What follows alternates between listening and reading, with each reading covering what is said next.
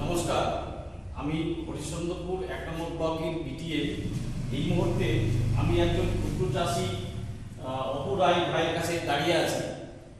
উনি আমাদের আত্মা প্রকল্প থেকে কৃষি খামার বিদ্যালয় করে কি কি উপকার পেয়েছেন এবং কি পাননি, কিভাবে ও সুবিধা পেয়েছেন সেটা নিয়ে নিজের মুখেই তিনি বলবেন।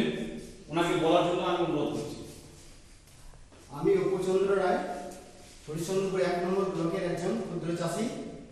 আমাকে এডিও অফিস থেকে এডিও সাহেব কৃষি খামার বিদ্যালয় করার জন্য বলেছিলেন।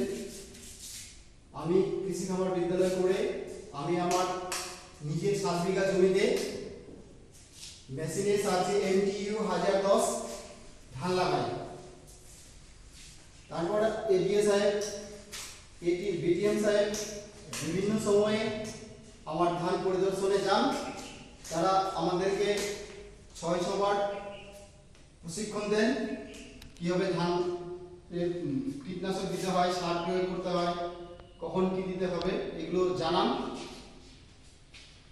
এবার ওনাদের পরামর্শে আমি ধান লাগাই। ধানের ফলন এবার যথেষ্ট ভালো হয়েছে।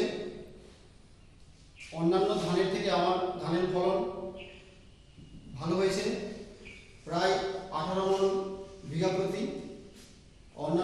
যেখানে অন্যান্য ধানগুলো খুব বেশি হলে 12 থেকে 14 মণ হয়েছে, তুলনামূলকভাবে আমার ধানের পরিমাণটা অনেকটাই বেশি। তাই দেখে পার্শ্ববর্তী এলাকার চাষিরা আমার কাছ থেকে খোঁজ খবর নেন, আমি কোথা থেকে বীজ এনে কীভাবে চাষ করেছিলাম। এই বলে আমি